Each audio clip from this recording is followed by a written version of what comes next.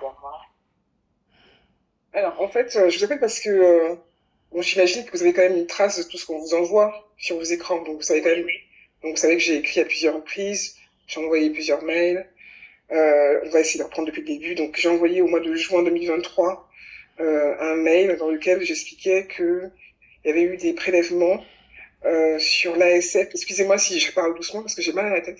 Oui, oui, oui. Sur l'ASF, sur l'ASF et le RSA. Donc en juin 2023, je vous ai envoyé une lettre en recommandé où j'expliquais qu'il y avait eu des prélèvements sur l'ASF et le RSA. Vous avez fait un rappel au mois de juin euh, de 1619 € sur le RSA et de 746 € sur l'ASF. Seulement, sur le même relevé, on peut voir qu'il y a une retenue ensuite de 2100 € à peu près. Alors cette retenue, je ne sais pas à quoi elle correspond. À quoi elle correspond? Enfin,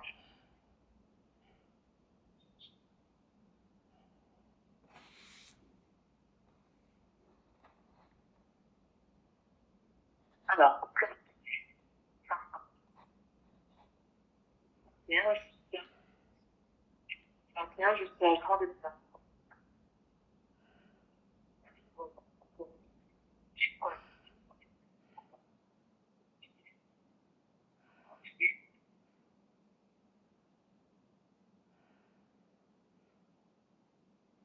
Donc, on a recalculé vos droits depuis.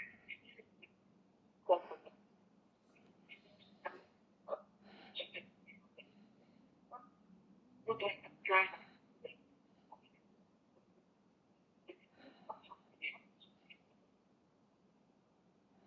2 ans, pour vérifier si on n'avait rien oublié, quoi. Mais les 2700, les 2174,49 €, ça correspond à ce qu'on avait déjà versé précédemment, en fait, au titre de l'ASF. Mhm. Hein.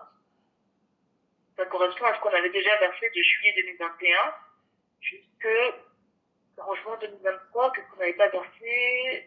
C'est juste un rappel. Et le rappel, il porte sur l'ASF du mois de juin 2023. Donc en gros, vous avez fait un rappel et en même temps une retenue. Donc, Mhm. en arrière, en juillet 2021, vous avez déjà 2021, même chose dans les petits pays. Oui, mais C'est moi, un jeu de fonction comptable, c'est pas une tête. un jeu d'écriture comptable, elle le dit elle-même. On a réétudié de droits sur toute une période. Mhm. Oui, d'accord, mais ça répond pas du tout à la question de départ, parce que moi, mon courrier était clair. Mon courrier, en fait, je vous ai expliqué qu'il y avait une baisse progressive du RSA et de l'ASF. Donc j'ai expliqué, en fait, j'ai expliqué et je vous ai fait un tableau clair, quoi. Le courrier, vous l'avez ou pas, le courrier sur les yeux? J'ai mis un code couleur, un code rouge, pour qu'on voit que progressivement c'est baissé. Et moi, ce que je demandais, c'est pourquoi ça baissait. Quelle raison, qu'est-ce qui peut expliquer la baisse de l'ASF et du RSA, alors que mes revenus, par ailleurs, n'ont pas augmenté? Non, vous m'avez demandé à quoi correspondait les 2075 € aujourd'hui.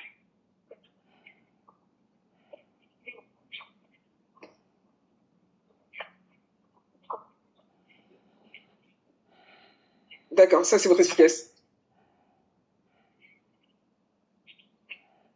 Alors, alors on va d'abord rester sur le premier courrier, donc le courrier de juin 2023. Est-ce que vous avez un scan du courrier, quelque chose comme ça ou pas? Vous l'avez ou pas?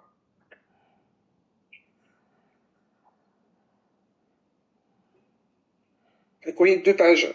Il y a un scan et j'ai fait un tableau avec en fait un code couleur rouge où je montre en fait que progressivement les prestations baissent.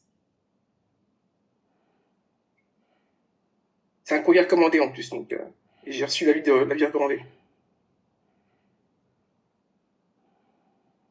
Donc j'explique en fait que depuis alors au mois de septembre 2022, le RSA est à 421,99. Ensuite, il baisse à 386,41. Ensuite, 3 mois plus tard, il baisse à nouveau à 384. Vous voyez? Non, mais le RSA, c'est recalculé tous les 3 mois. D'accord. Et pareil pour la SF, au départ, on est à 368 euros en novembre 2022, et ensuite on baisse à 184,41, donc 200 euros en moins. Qu'est-ce qui explique ça? Oui, d'accord.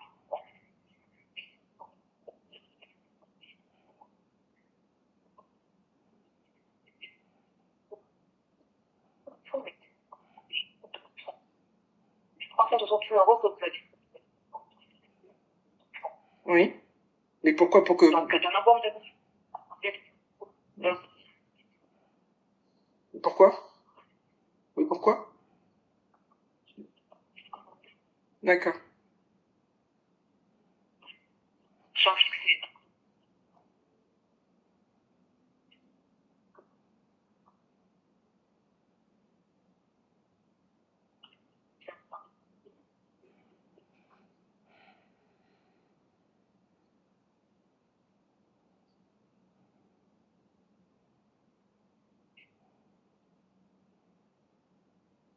En 2022, on dit avec 7, et on voit pour l'instant,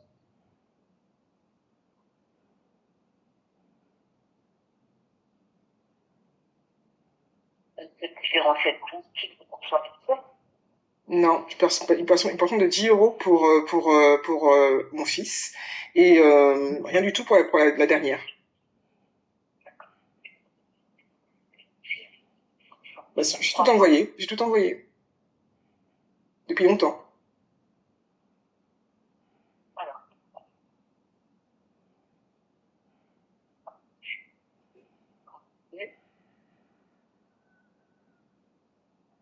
Moi, ce que je crains, vous savez, c'est qu'il y ait eu magouille, hein, et que, parce que ma dernière fille, il n'y a que moi qui l'ai reconnue.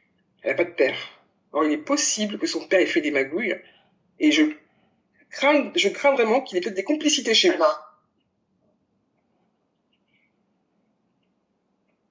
J'ai tout envoyé par le biais de la plateforme. Vous avez tout reçu. À quelle date, madame? Parce que voilà, nous, on réclamait en octobre 2020. Ben,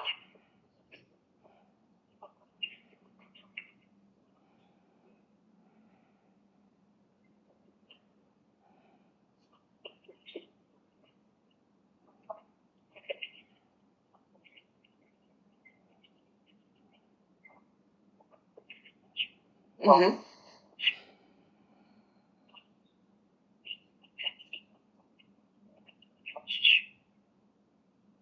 Et vous avez bien vu que c'est parti quand même. Parce que,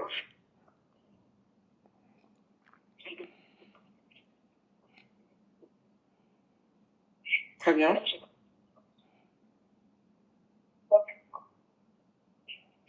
L'acte de naissance, vous l'avez eu déjà à sa naissance. Parce que vous l'avez.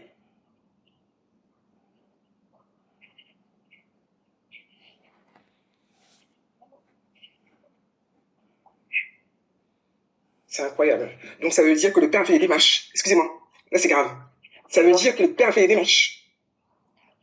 Putain de merde. Ah, j'en étais sûr. Donc ça veut dire que le père a fait les démarches. Allô? D'accord. Mais est-ce que vous pouvez me dire de votre côté si le père a fait des démarches chez vous? C'est incroyable. D'accord. Je vais me calmer. Ok, très bien. Donc, vous enlevez une prestation à une mère célibataire qui élève seule son enfant, ok? Parce que vous, parce, parce qu'il est probable que le père, comme un mesquin, le père est un violeur pour commencer. Il y a une plainte de viol contre lui pour commencer, hein?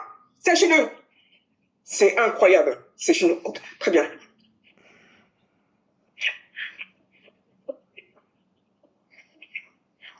J'ai tout envoyé.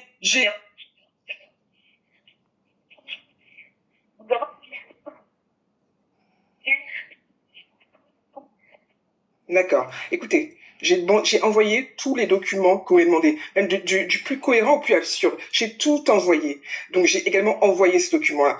C'est pas grave, je vais vous le renvoyer à nouveau.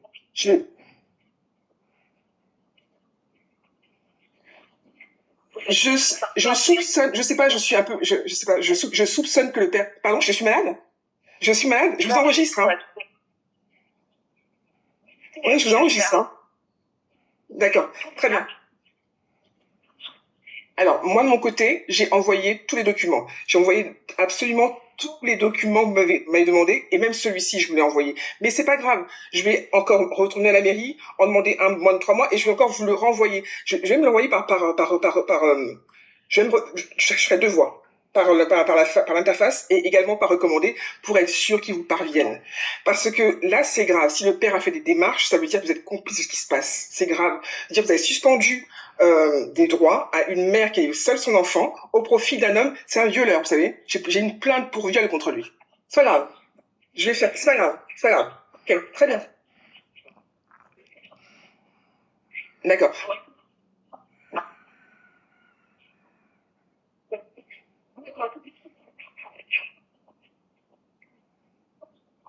Et puis, excuse. D'accord.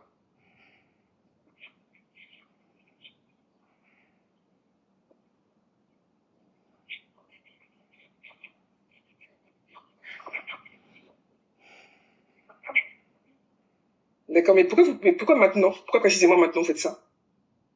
Parce que Jéméa, elle a quel âge? D'accord. On va se... Calmez-vous, calmez-vous, calmez-vous. Vous n'énervez pas, calmez-vous. Là, vous parlez sur un ton assez rapide et énervé. Calmez-vous. J'ai juste une question à vous poser. Ma fille a 5 ans. Elle a 5 ans, ok? 5 ans, bientôt 6 ans. Pourquoi c'est précisément maintenant que vous demandez ça? Est-ce qu'il y a une enquête? Qu'est-ce qui s'est passé? Calmez-vous, calmez-vous. Parlez comme ça.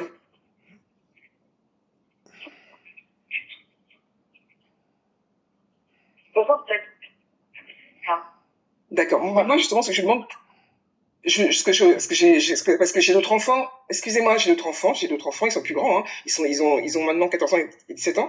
Et à aucun moment, la CAF, sur une durée de, je sais pas moi, 10 ans, 15 ans, 12 ans, 17 ans, ne m'a demandé d'acte de naissance pour Anaë ou Ivan. Pourquoi pour elle, précisément, Jéméa, on demande un acte de naissance? C'est ça que je demande. Est-ce qu'il y a eu des démarches particulières? D'accord, il y a pas eu de démarche. Il n'y a pas eu de démarche, il n'y a pas eu de démarche du père, un truc comme ça? Non. D'accord, ok, très bien. D'accord, ok, ok, ok. Et juste,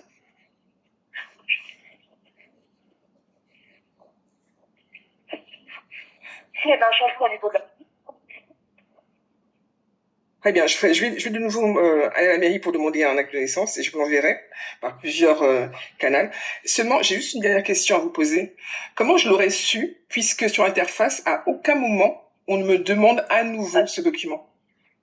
Si j'avais pas appelé, excusez-moi, je termine juste ma phrase. Excusez-moi, ma phrase, je vais terminer. Donc, si j'avais pas appelé, jamais j'aurais su, en fait. Parce que l'interface ne précise pas, il n'y a pas de, vous voyez ce que je veux dire? J'ai tout envoyé, il n'y a pas eu, en fait, de réponse de votre part en me disant, bah non, on n'a rien reçu, ou bien il nous manque tel ou tel document. Vous voyez?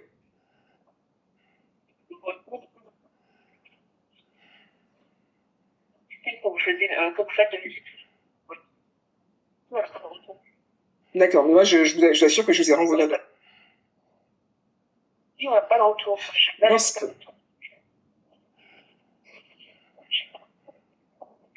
d'accord, très bien. Juste pour info, hein, parce que lorsqu'il manque un document, l'interface en fait met un onglet. Il y a un onglet en fait en surgras où il est écrit il manque tel document. Vous voyez ce que je veux dire? Il manque ceci, il manque cela. Vous savez ou pas? Vous êtes au courant? D'accord, voilà. Et cet onglet n'apparaît pas dans mon interface. Ça n'apparaît pas.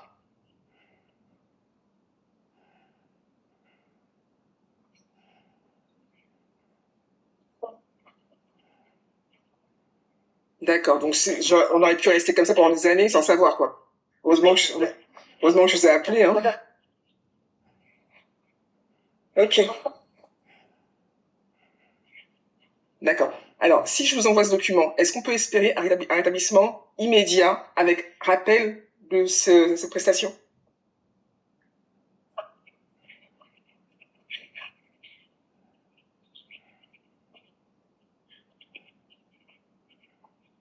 D'accord? Qui te convient?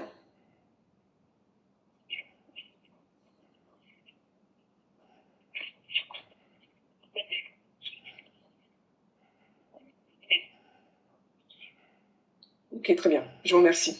Bonne journée. Au revoir. Au revoir.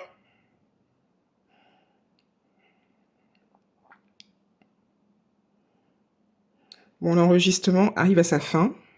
Hop. Ça dure 15 minutes 30. Je vais quand même commenter un petit peu ce qui s'est passé. C'est un dossier que j'ai par rapport à la CAF. J'ai un dossier beaucoup plus complet. Hein. Mon dossier est complet. C'est le dossier qui concerne en fait tout le harcèlement que je subis. Donc un harcèlement, il y a 32 dossiers hein, qui concernent tellement de dossiers, tellement de champs, de domaines différents, mais tous imbriqués les uns aux autres parce que c'est un harcèlement et une extorsion en bande organisée et qui implique différents domaines. Donc voilà, ça concerne, c'est des surfacturations à EDF par exemple, des fraudes sociales à la CAF, comme vous voulez le voir, avec une rétention de prestations qui a été retirée de manière complètement arbitraire, de fausses facturations, des, une fraude au droit d'auteur carrément. Je veux dire, mon bouquin est publié par le biais d'un éditeur. L'éditeur s'autorise à céder mes droits sans mon consentement à la FNAC. Donc la FNAC a actuellement un stock de mes livres auquel j'ai pas accès. Et je ne sais pas comment ça se vend. Bref, c'est une série des violences policières, non accès à la justice, c'est-à-dire que le bâtonnier du TGI de Bobigny a décidé que j'avais pas le droit d'avoir un avocat. Hein. On peut, ici en France, des gens tuent. Hein. On a tué des gens au Bataclan. Ces mecs-là ont eu un avocat, ok? Moi, non. J'ai pas le droit. Donc, des fraudes au jugement, au TI de Pantin, des fraudes à la poste, au courrier pas distribué. Bref, des fraudes à... C'est un truc de dingue. C'est un truc de mal. Ce que je vis, c'est un truc de malade. Et aujourd'hui, en fait, ils en sont arrivés à essayer tout simplement de m'asphyxier financièrement. Je pense qu'ils espèrent que je vais me suicider. Peut-être en me jetant d'un trottoir, je sais pas. Mais ça va pas arriver. Ça va pas arriver. J'irai jusqu'au bout. J'irai jusqu'au bout de cette procédure. Je veux qu'on reconnaisse la façon dont ces institutions françaises vont traiter. C'est inacceptable. Ça va au-delà de la cruauté. Ça va au-delà de tout ça. Là, donc voilà, j'ai la CAF, malheureusement, l'enregistrement n'est pas de bonne qualité. Parce que bon, je l'ai fait depuis mon téléphone. Habituellement, ça marche, mais bon, je sais pas. La partie qui concerne exclusivement l'opératrice a été effacée. C'est bien dommage, parce que j'aurais vraiment aimé que vous l'entendiez m'insulter de malade, alors que je lui demande des explications, tout simplement. Ah, donc c'était la CAF de Seine-Saint-Denis qui me demande un acte de naissance qu'ils ont déjà reçu concernant ma propre fille et qui couvre probablement voilà, c'est peut-être l'arbre qui cache la forêt, quoi. Parce que en général, c'est un truc qu'on demande sans raison. Et moi, j'ai posé une plainte pour viol concernant ma gamine que j'ai reconnue seule. C'est-à-dire que le père ne s'est jamais tenu devant moi pour me dire c'est ma fille, à aucun moment. Ma fille, je l'ai reconnue seule. Et pour cause, elle est en fait le fruit d'un viol. Donc j'aurais aimé savoir s'il avait eu le courage d'appeler la CAF, leur dire je suis pas mal. Peut-être qu'il a fait des démarches derrière, hein. Peut-être qu'il a été la reconnaître derrière et il a un pote à la CAF qui a réussi à bloquer mon bloquer comment dire la prestation qui concerne donc Jemilia. Mais si c'est le cas, ça veut dire que ça veut dire que c'est un crime en bande organisée. Il y a un viol au départ, ensuite il y a une reconnaissance qui n'est pas autorisée, et ensuite il y a un retrait de prestation sur la base de cette reconnaissance et de ce viol. C'est grave.